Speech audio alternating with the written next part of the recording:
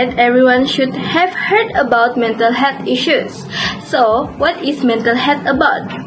It is a state of well-being in which an individual realizes his or her own abilities, can cope with the normal stress of life, can work productively, and is able to contribute to his or her community.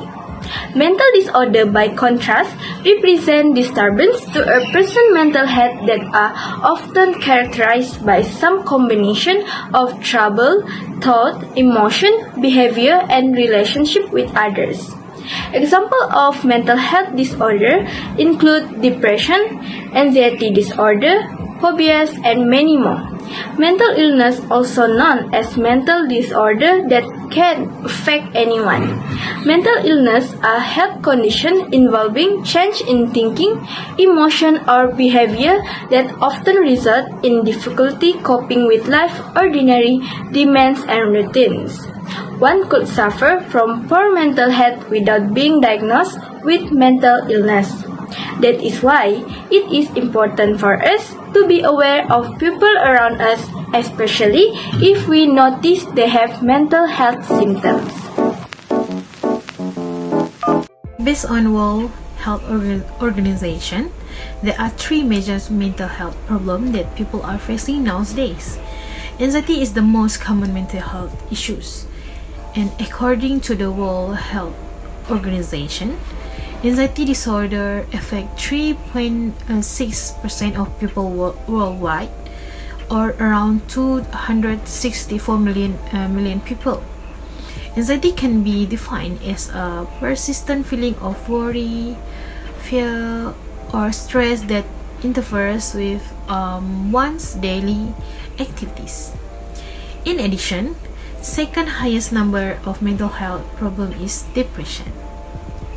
Globally, it is estimated that 50% of adults suffer from depression.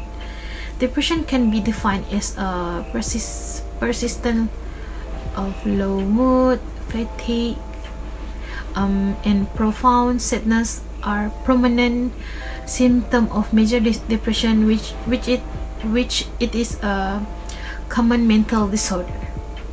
And the last one is, thirdly, mental health problem is eating disorder. Based on research, there are 10,200 deaths each year are the direct result of an eating disorder.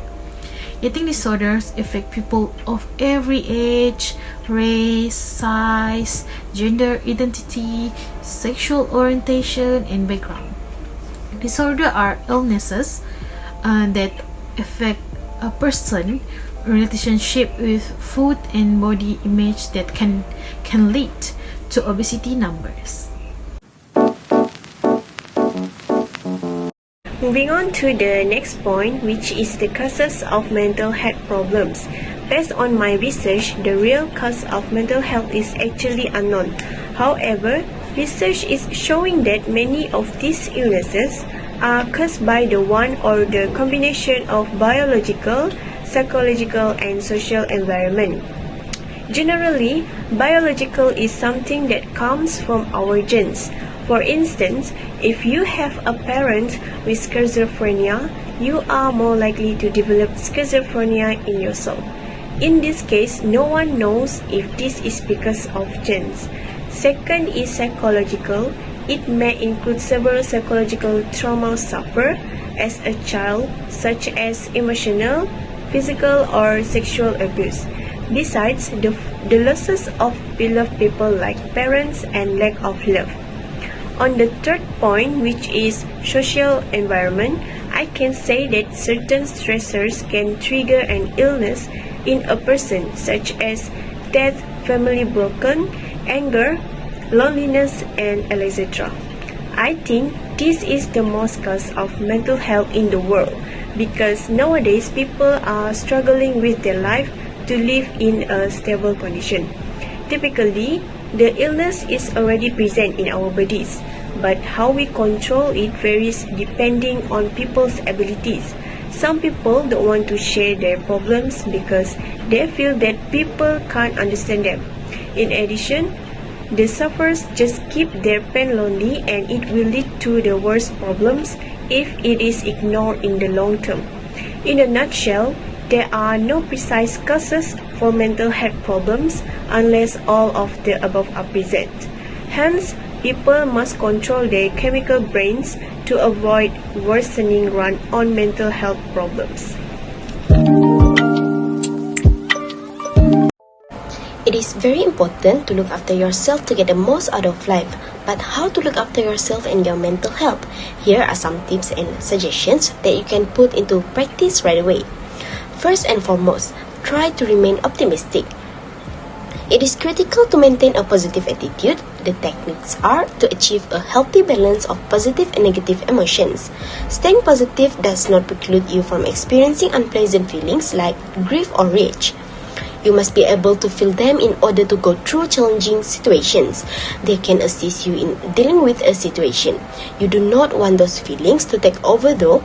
It is not healthy, for example, to dwell on negative events from the past or to be overly concerned about the future. You might also try to hold on to pleasant feelings and take a break from negative information. When watching or reading the news, know when to stop. Use social media to seek assistance and interact with others, but use caution.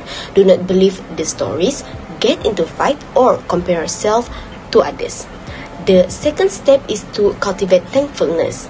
This translates to being grateful for the wonderful things in life. It is beneficial to do this every day, either by thinking about or writing down what you are grateful for. This might be major things like your loved one's support or small joys like eating a delicious meal. Allowing oneself a time to appreciate the wonderful experience is critical. Gratitude practices can help you see your life in a new light. When you are anxious, for example, you may not notice that you are also experiencing happy emotions. Gratitude can aid in recognizing them. Physical and mental health are intertwined. Therefore, we are moving on to the third tip, which is to take care of your physical health.